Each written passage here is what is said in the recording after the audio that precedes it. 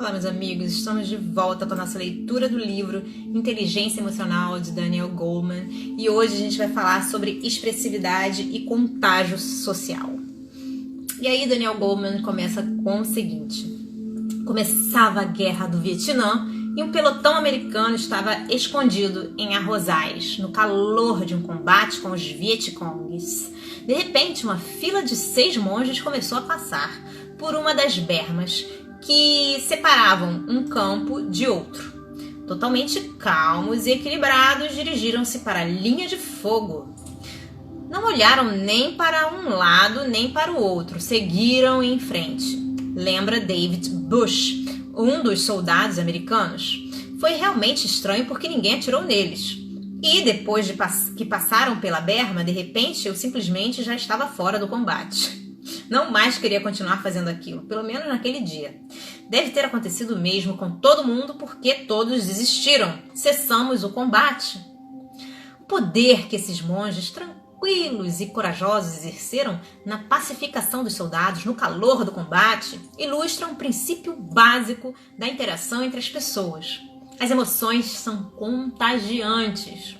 É evidente que essa história assinala um extremo. A maior parte do contágio emocional é muito mais sutil, parte de um tácito intercâmbio que ocorre em qualquer interação com o outro. Transmitimos e captamos modos uns dos outros. Há algo como uma economia subterrânea da psique, em que alguns encontros são tóxicos, outros revigorantes. Esse intercâmbio emocional se dá em geral de forma sutil, quase imperceptível, a maneira como um vendedor nos diz: obrigado? Pode fazer-nos sentir ignorados, ressentidos, ou ser de fato um agradecimento e dar mostras de consideração. Enviamos sinais emocionais sempre que interagimos, e esses sinais afetam aqueles com quem estamos. Quanto mais hábeis somos nas relações que mantemos um com o outro, melhor controlamos os sinais que enviamos. A forma reservada com que se comporta a sociedade bem educada é, enfim, apenas um meio de assegurar que nenhum vazamento emocional perturbador vai prejudicar os relacionamentos. Uma regra social que, quando utilizada nos relacionamentos íntimos, é sufocante. Inteligência emocional inclui o controle desse intercâmbio. Muito benquisto e encantador são termos que empregamos para qualificar pessoas com as quais gostamos de estar porque a habilidade social delas nos faz bem. As pessoas capazes de ajudar outras a aliviar seus sofrimentos possuem um produto social especialmente valorizado. São as almas para as quais se voltam as outras quando se encontram em dificuldades. Todos somos parte dos recursos utilizados por outrem para alterar seu estado de espírito, para melhor ou para pior. Pensem na notável demonstração de sutileza com que as emoções passam de uma pessoa para outra. Numa experiência simples, 2 voluntários preencheram um formulário onde deveriam informar como se sentiam naquele momento e depois simplesmente ficaram sentados um diante do outro, calados, enquanto esperavam que a pesquisadora voltasse à sala. 2 minutos depois, ela voltou e pediu-lhes que tornassem a preencher outro formulário nos moldes do anterior. A dupla tinha sido escolhida exatamente porque uma das pessoas era muito expressiva emocionalmente e a outra inexpressiva. Invariavelmente, o estado de espírito da mais expressiva havia passado para a mais passiva. Como se dá essa mágica transmissão? É possível que, de forma não deliberada, imitemos as emoções que vemos exibidas por outra pessoa através de uma mímica motora inconsciente de sua expressão facial, gestos, tom de voz e outros indicadores não verbais de emoção. Através dessa imitação, as pessoas recriam em si o estado de espírito da outra. É uma ligeira versão do método de Stanislavski, no qual os atores lembram gestos, movimentos e outras expressões de uma emoção que sentiram intensamente no passado para evocar de novo esses sentimentos.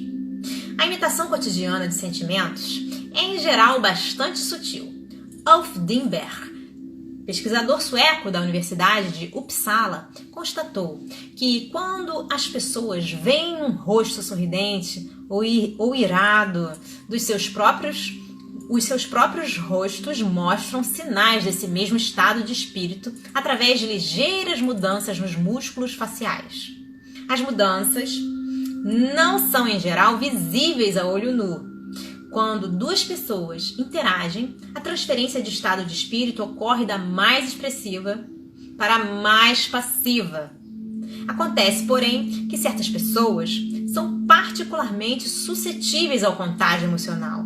Sua sensibilidade inata torna seu sistema nervoso autônomo, um marcador de atividade emocional, mas facilmente disparável. Essa desvantagem parece torná-las mais impressionáveis. Comerciais sentimentais provocam-lhes lágrimas, enquanto um rápido papo com alguém eufórico as anima.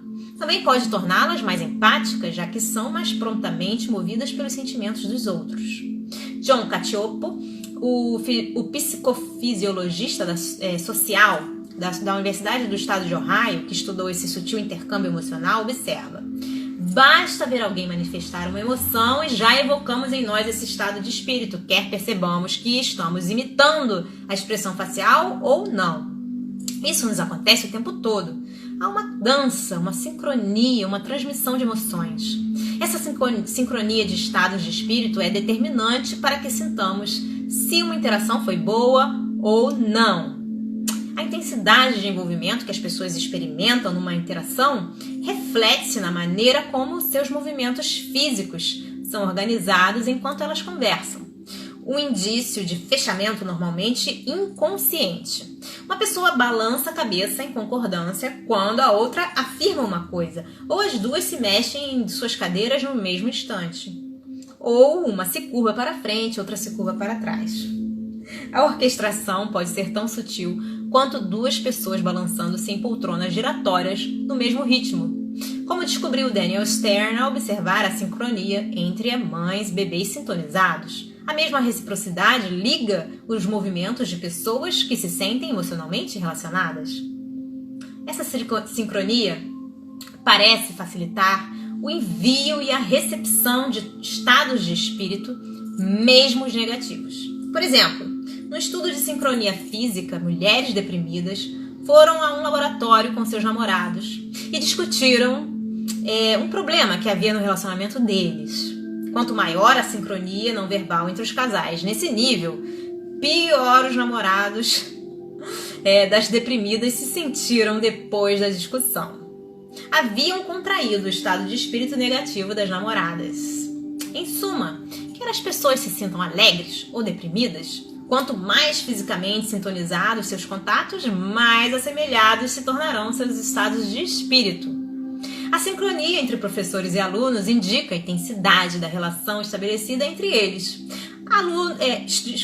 Estudos realizados em salas de aula mostram que, quanto mais estreita for a coordenação de movimentos entre professor e aluno, mais eles são amigáveis entre si, satisfeitos, entusiasmados, interessados e abertos na interação.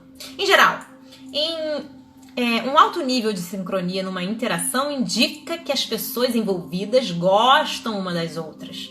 Frank Bernieri, um psicólogo da Universidade do Estado de Oregon, que fez esses estudos, me disse: o constrangimento ou descontração que sentimos diante de alguém está num nível físico. Precisamos de uma cronologia compatível, coordenar nossos movimentos, sentirmos-nos à vontade. A sincronia reflete a profundidade do engajamento entre os parceiros. Se estamos altamente engajados, nossos estados de espírito começam a entrelaçar-se positiva ou negativamente. Em suma, a coordenação de estados de espírito é a essência da relação, a versão adulta da sintonia que a mãe tem com seu bebê. Cacioppo sugere que uma determinante de eficiência interpessoal é a habilidade com que as pessoas conduzem essa sincronia emocional. Se são hábeis em sintonizar-se com os estados de espírito das pessoas, ou podem facilmente pôr emocionalmente outras pessoas sob seu controle. Suas interações se darão com mais leveza no nível emocional. O que marca um líder ou um bom ator é a capacidade de levar emoção à plateia de milhares desse modo. Pelo mesmo motivo, Cacioppo indica que as pessoas incapazes de transmitir e de receber emoções tendem a ter problemas em seus relacionamentos, já que muitas vezes os outros se sentem pouco à vontade com elas, mesmo quando não consigam explicar por que isso ocorre. Dar o tom emocional de uma interação é, no sentido, um indicador da capacidade de dominação no nível profundo e íntimo. Significa direcionar o estado emocional da outra pessoa. Esse poder de determinar emoções corresponde ao que, na biologia, se chama Zeitgeber, literalmente, agarrador do tempo, um processo, como o ciclo dia e noite ou as fases mensais da lua, que afeta ritmos biológicos. Para um casal dançando, a música é um Zeitgeber físico. Quando se trata de contatos pessoais, a pessoa que tem uma expressividade mais forte ou mais poder é geralmente aquela cujas emoções arrebatam a outra. Os parceiros dominantes falam mais, enquanto o passivo fica olhando para o outro, uma preparação para a transmissão de afeto. Pelo mesmo motivo, a energia de um bom orador, um político ou pastor evangélico, por exemplo, é canalizada para provocar emoções na plateia. Essa faceta corresponde a dizer que ele tem a plateia na palma da mão. O arrasto emocional é a essência do poder de influenciar as pessoas. Bom, gente, ficamos por aqui por hoje. Eu espero que vocês estejam gostando dessa leitura, tanto quanto eu. Um grande beijo a todos. Deus abençoe. Até a próxima. Tchau, tchau.